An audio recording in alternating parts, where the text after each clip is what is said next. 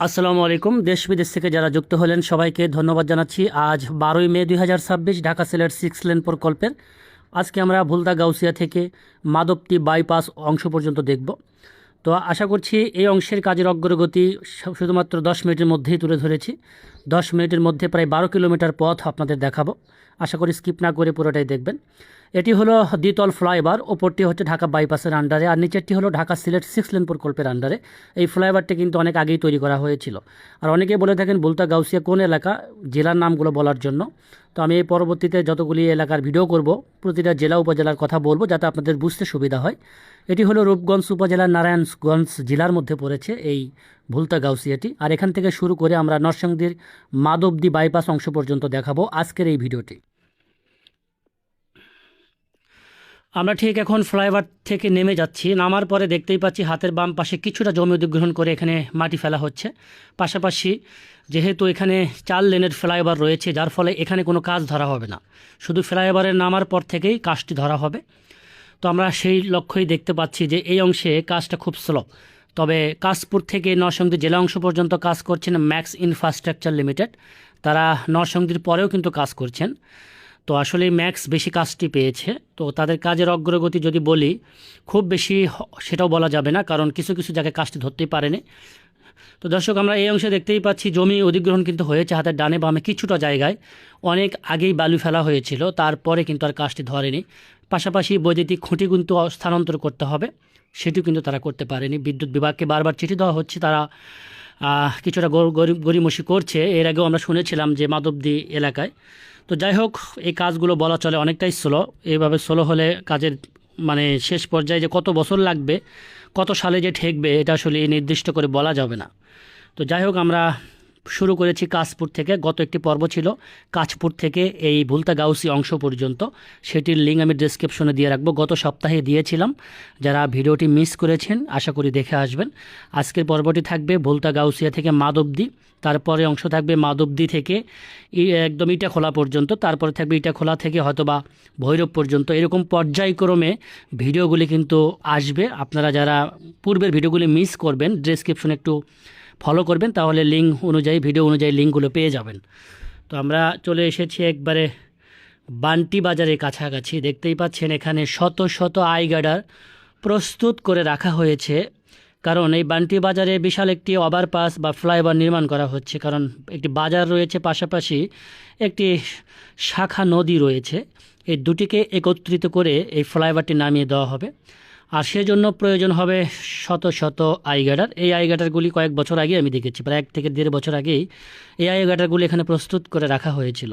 তারপরে পিলারের কাজটি চলছে, আইগার্ডার উঠাবে, তারপর ঢালারের কাজটি হবে, সেটি আমরা একটু পরে পর্যায়ক্রমে দেখব। আজ 12 মে 2026 দেখছি লেটেস্ট একটি পর্ব ঢাকা সিলেট 6 লেন প্রকল্পের ভুলতা গাউসিয়া থেকে নরসিংদীর মাধবদী পর্যন্ত।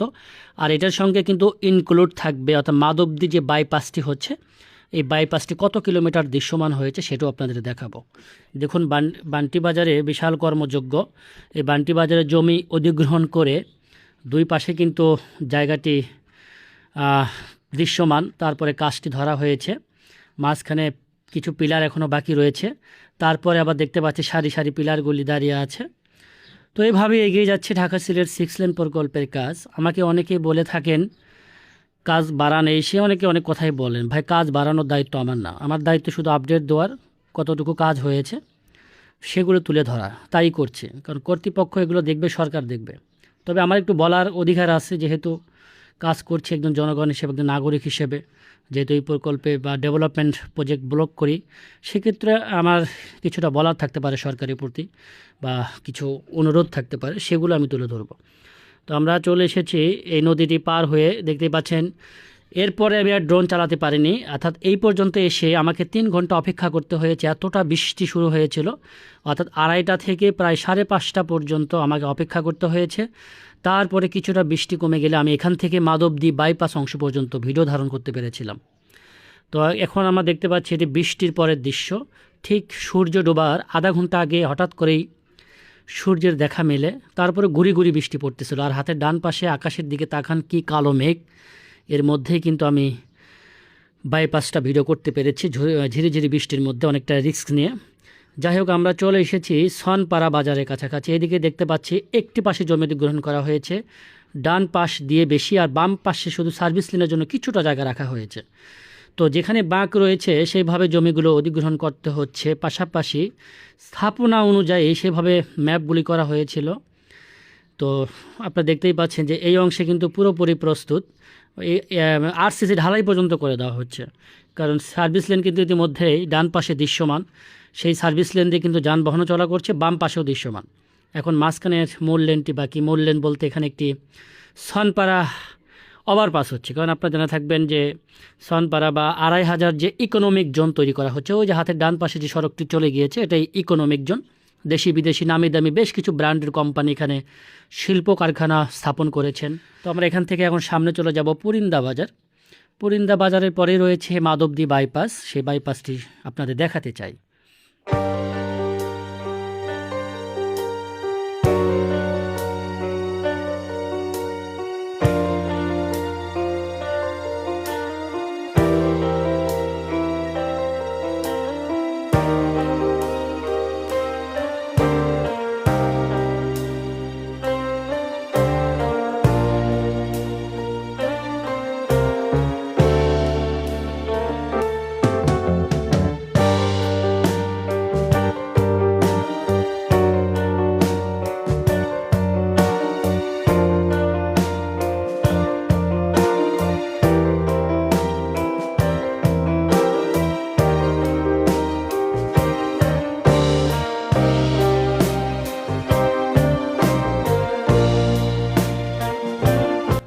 চলে এসেছি আমরা পুরিন্দা বাজার, অর্থাৎ এটি হলো 2500 উপজেলা, নারায়ণগঞ্জ জেলা।